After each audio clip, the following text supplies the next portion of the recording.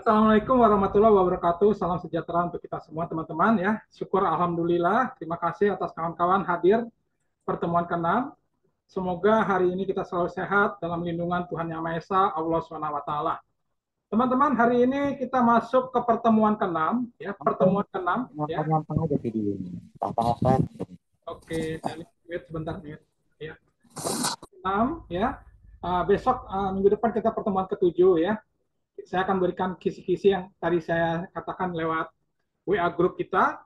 Ya, kita akan mulai saya saja teman-teman ya di pertemuan ke-6 ya pada hari Sabtu tanggal 4 Mei 2024 ya. Semoga kita selalu sehat ya. Ya, teman-teman, dalam pembelajaran ini ya. Oke, ya. Kita akan masuk dalam pembelajaran tentang ekonomi pembangunan ya. Development ekonomi pertemuan ke-6 ya. Dan nanti tolong bantu kawan-kawan ya, nanti dalam pertemuan ke-6 mohon mahasiswa untuk absensi wajib on kamera ya, seperti dosen-dosen yang lainnya ya. Ya, kita akan bicara tentang hubungan ekspor keberhasilan pembangunan ekonomi ya dalam pertemuan ke-6 pada hari ini ya. Ya, hari Sabtu 4 Mei 2024 ya. Kita majukan juga tolong mute sebentar ya. Uh, dalam pukul 3 ya, 3 sore ini atau pukul 15 ya. Kita majukan sampai selesai ya. Khususnya Anda kelas karyawan. Teman-teman harap perhatikan ya, masih banyak yang belum melengkapi ya. Tugas 1, 2, 3, 4 ya. Jadi nanti akan saya tutup nanti pas UTS pertemuan ke-8 pukul 24.00 ya. Manfaatkan sebaik mungkin dengan nilai yang terbaik ya, dengan nilai terbaik ya. Saya harapkan nilainya A ya. Ya teman-teman, kita mulai saja. Oke. Oke ya. Nah teman-teman, tentunya kita akan lihat pengaruh ekspor dalam peningkatan keberhasilan suatu ekonomi negara ya. Tentunya perdagangan internasional merupakan sumber pertumbuhan atau source of growth ya. Dan jika dilakukan secara inklusif ya, terencana dengan baik, dengan matang ya, akan dapat tentunya memberikan dampak luar biasa, mengurangi kemiskinan ya di negara tersebut ya. Sebagaimana kita ketahui dalam kajian tentang ekonomi makro khususnya tentang produk domestik bruto atau PDB ya. Seperti diketahui bahwa PDB dari sisi pengeluaran dapat ditulis dengan rumus sebagai berikut ya. Teman-teman sudah mempelajari ekonomi makro, saya nggak perlu jelaskan ya rumusnya secara singkat yaitu PDB ya atau produk domestik bruto yaitu C tambah I tambah G tambah X kurang M ya. Ini rumusnya ya. Jadi kalau kita lihat rumusnya adalah sebagai berikut. C ini merupakan konsumsi masyarakat ya atau consumption ya. Lalu I-nya adalah uh, investasi atau investment ya. Oke. Saya undang Aprianti, selamat datang ya. I-nya investasi atau investment. G-nya adalah pengeluaran pemerintah atau government expenditure ya kawan-kawan ya. Lalu X-nya merupakan ekspor ya, ekspor ya. M-nya merupakan import ya. Ini siapa ini? Tolong di-mute kawan-kawan ya sebentar ya. Dan berikutnya sebentar kawan-kawan. Ya, oke. Uh,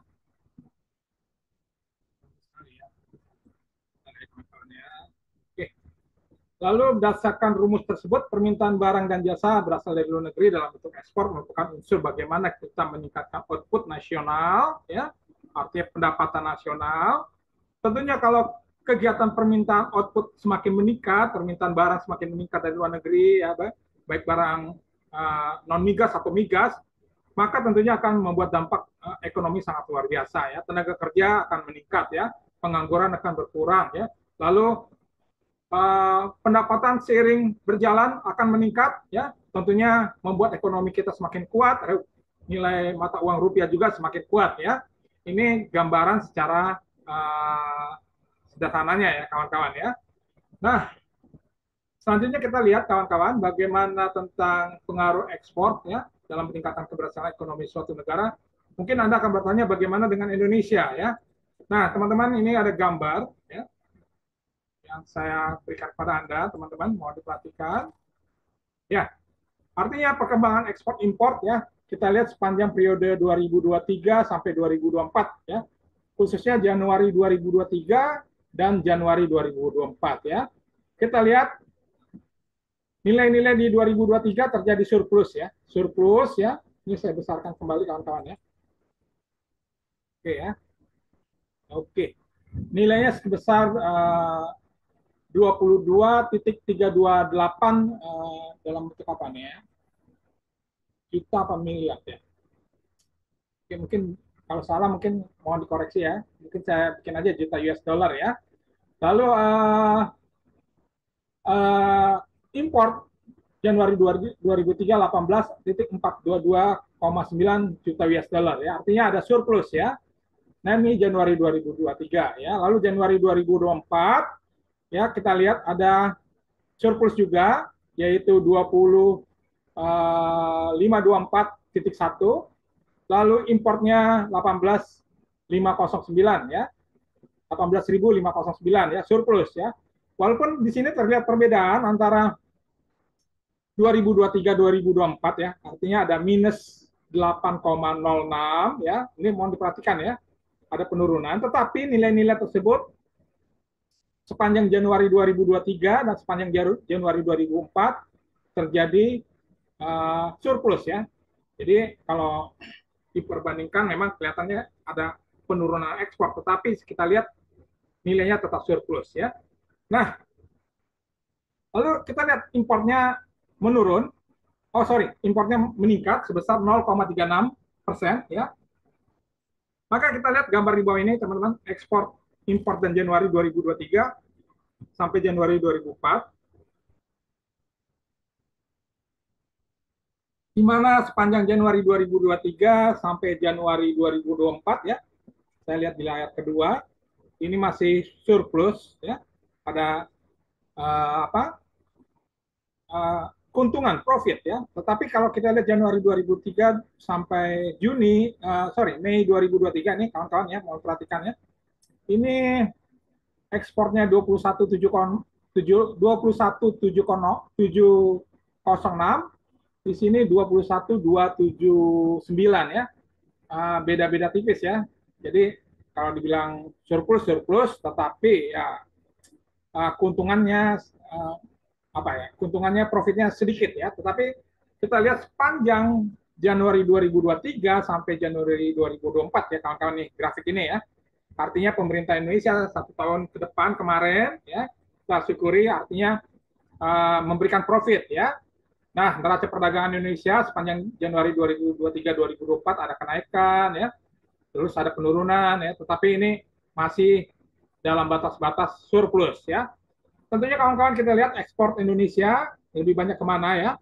Ada di Tiongkok ya, di China, Republik China. Lalu kedua yang besar pasar marketnya adalah Amerika Serikat.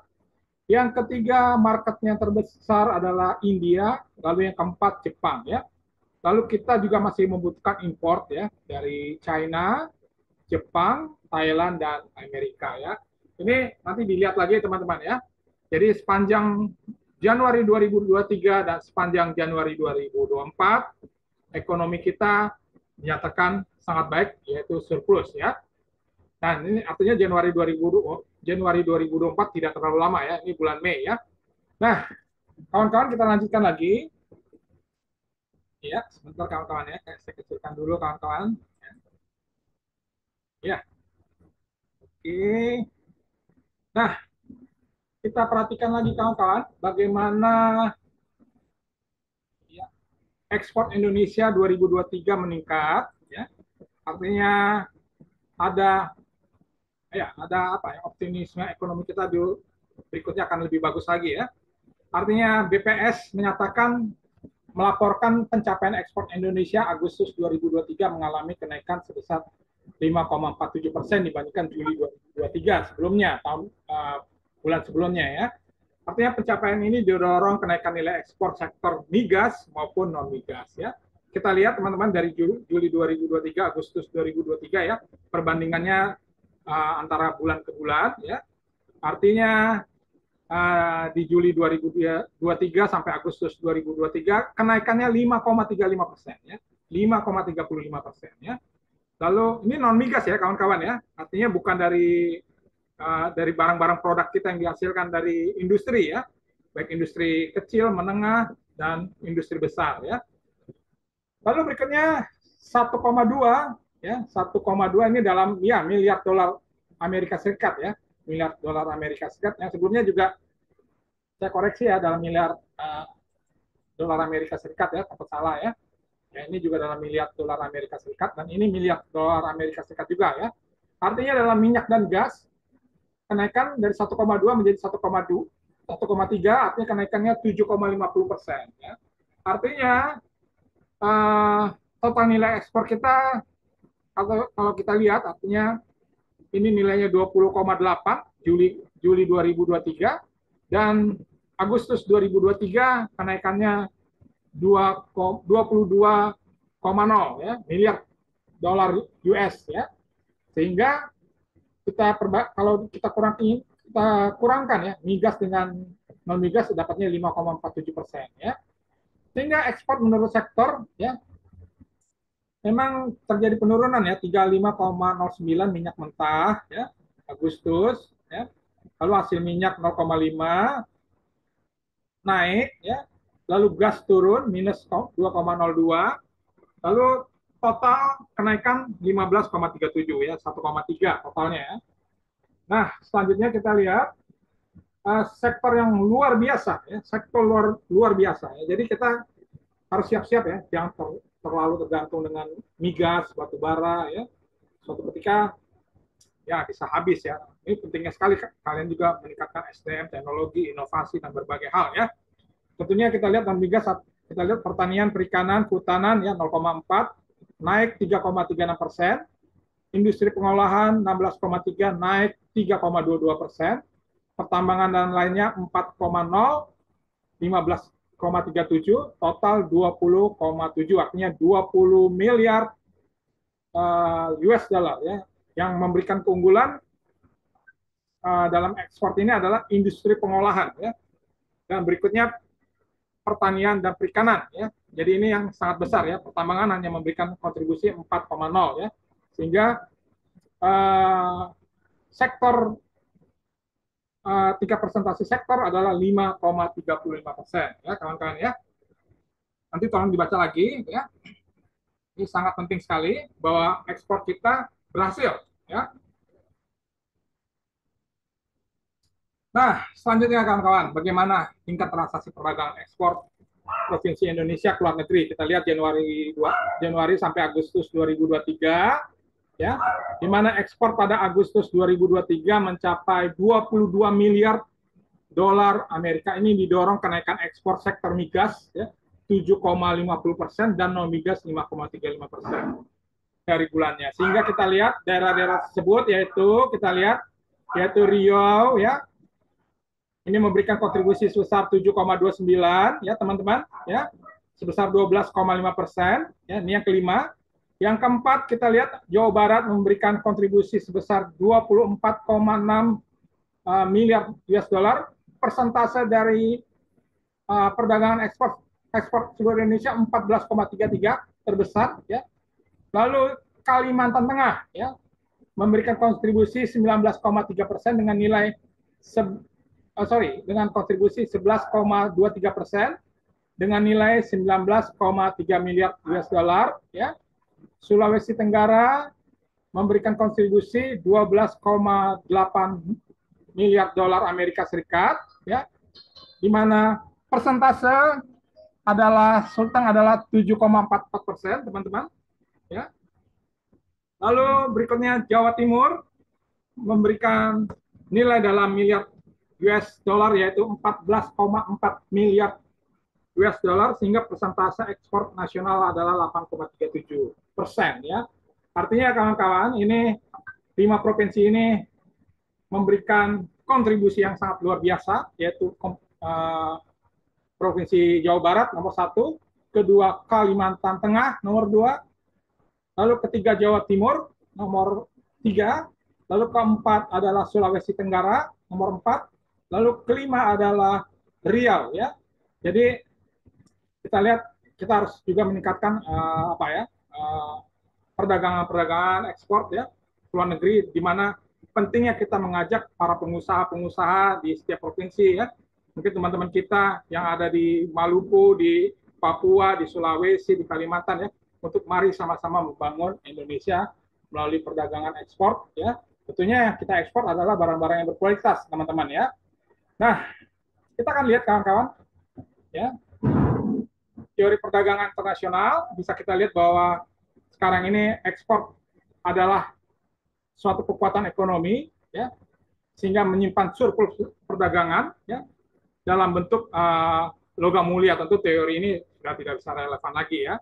Nanti dibaca lagi kawan-kawan. Perdagangan ini dilakukan bagaimana memberikan manfaat bagi kedua belah pihak ya, yang dikenal sebagai gains from trade ya, keuntungan dalam berdagang, dan disampaikan sebelumnya dalam perdagangan internasional dapat merupakan sumber pertumbuhan bagaimana memperbesar penyerapan tenaga kerja meskipun juga terdapat potensi tenaga kerja apabila terjadi import lebih tinggi daripada ekspor ya. Ini kawan-kawan harus bisa menganalisa ya.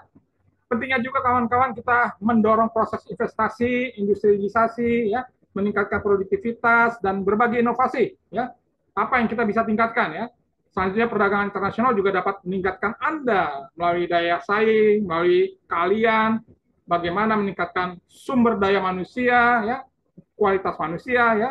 Ini saya 3 minggu ini saya bicara SDM terus ya. Ini penting sekali ya.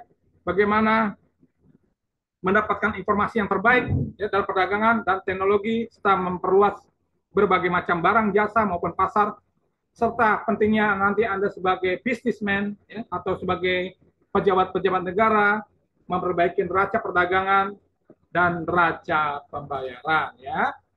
Nah, kita akan lihat bagaimana selanjutnya, artinya manfaat perdagangan ekspor impor ini sangat penting ya, khususnya ekspor impor internasional dalam bentuknya ekspor yang berperan penting untuk memperoleh devisa ya, sehingga neraca perdagangan yang surplus berperan bagaimana memperkuat transaksi perdagangan ya, berjalan yang berpengaruh terhadap menguatnya kurs rupiah ya, setiap tahun berkesinambungan dalam kurs real dalam jangka panjang ya. Kawan-kawan, pentingnya sekali ya devisa dalam pendapatan suatu negara berperan sangat penting ya. Tentunya stabilitas kurs mata rupiah ya. Selain itu, devisa atau pendapatan ini penting bagi pembayaran impor baik barang maupun jasa ya. Devisa juga diperlukan untuk membayar hutang ya, baik pokok maupun pinjaman ya. Artinya kalau ada keuntungan kita bisa membayar hutang, pokok dan pinjaman. Tetapi yang terpenting bagaimana kalau kita punya hutang ya, dipergunakan ya,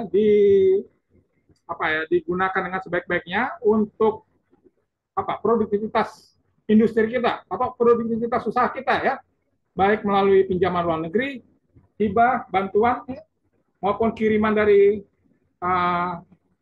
saudara-saudara kita yang bekerja di luar negeri, tenaga kerja Indonesia ya, yang pada prinsipnya juga memberikan sumbangan terbesar bagi pendapatan devisa, sehingga ada transaksi perdagangan antara Indonesia dengan negara-negara di luar negeri, kawan-kawan ya. Oke, the next kita lihat. Nah, ini sekarang ini kita bicara tentang keunggulan bersaing ya. Anda pun juga harus bisa bagaimana keunggulan bersaing ya.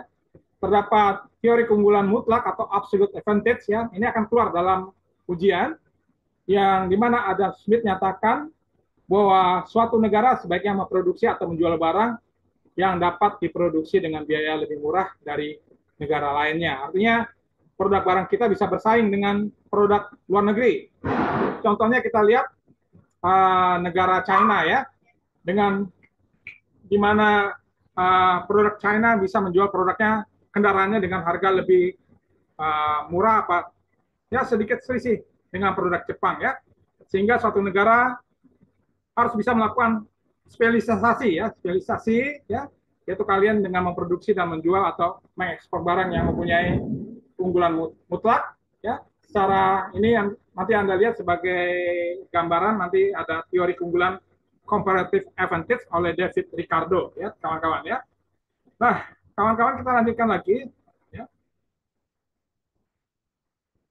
Nah, artinya keunggulan komparatif David Ricardo berbicara berpendapat bahwa meskipun satu negara memiliki keunggulan mutlak pada suatu barang yang diproduksikan, perdagangan internasional dapat terjadi. Ya, teman-teman, yang kedua, hal tersebut karena pentingnya bukan efisiensi secara mutlak, tapi bagaimana biaya kesempatan, opportunity cost ya, dalam penggunaan faktor produksi. Tentunya satu negara tidak mungkin mempunyai keunggulan komparatif atas semua produk, ya, tidak mungkin ya. Jadi harus ada yang produk apa yang tertentu ya. Sebaiknya memproduksi dengan mengekspor barang yang diproduksi dengan produktivitas faktor-faktor produksi yang lebih tinggi, yang memang dunia industrinya di negara tersebut memang oke ya. Contohnya Jepang ya. Jepang fokus dalam produksi industri dalam kendaraan bermotor, sepeda motor atau apa barang-barang elektronik ya. Nah, kawan-kawan kita lihat sekarang ini ada juga teori dari, mohon maaf, oke ya. Tadi sudah uh, saya katakan ya. Selanjutnya ini ya, comparative advantage. Nah, ini artinya perbedaan comparative advantage dan absolute advantage ya kawan-kawan ya. Bisa kita lihat teman-teman ya. Gambarnya sebagai berikut. Nanti mohon dilihat kembali ya. Mohon maaf ya kawan-kawan ya, saya percepat ini karena saya di kediaman saya lagi ada hujan petir ya. Saya takut sekali ya. Oke. Nah, selanjutnya kita lihat bagaimana comparative advantage oleh Michael Atwater yang menyatakan keunggulan bersaing merupakan kemampuan yang diperoleh karakter dari sumber daya perusahaan, bagaimana memiliki kinerja yang lebih tinggi dibandingkan dengan perusahaan lain dalam bisnis industri atau pasar yang sama. Ya. Artinya Anda juga harus mempunyai keunggulan tersendiri ya, keunggulan bersaing ya. Apa yang membedakan Anda sebagai sarjana dengan sarjana dari Universitas A, Universitas B, Universitas C, ataupun dari luar negeri ya. Lalu berikutnya, oh, okay.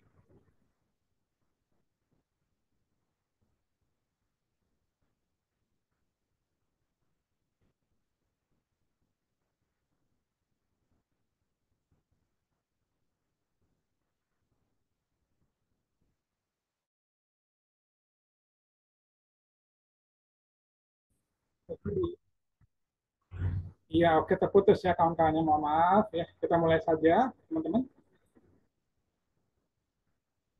Ya, nanti dilihat lagi kawan-kawan. Ya, Michael Porter, ya. Ini ya, dari bukunya Creating and Sustaining Superior Performance tahun 1985 ya. Mohon maaf kawan-kawan ya, terputus ya, cuaca lagi kurang baik. Ya, lalu berikutnya ini kawan-kawan ya. Bagaimana gambar Porter generik strategi ya, mohon diperhatikan teman-teman. Ya. Nanti dilihat lagi, mohon diperhatikan. Ya. Lalu berikutnya, iya, sebentar ya. Bagaimana sekarang ini masyarakat ekonomi ASEAN ya, keterbukaan dalam perdagangan, artinya kita harus siap teman-teman ya, bersaing dengan 11 negara, 10 negara ASEAN, artinya kita mengetahui bahwa Indonesia unggul dalam produk primer berupa hasil pertanian dan migas, tetapi jangan terlena, Indonesia juga kuat pada produk industri, ya, sehingga produk industri padat karya juga harus dijaga, produk pertanian juga dijaga, sehingga kita mempunyai daya saing yang sangat unggul ya. Sehingga pentingnya kawan-kawan bahwa proses industri sudah dimulai, artinya teman-teman ya sebagai generasi muda harus siap ya teman-teman ya, agar Anda mampu bersaing dengan negara-negara ASEAN ya. Lalu berikutnya kita lihat ya.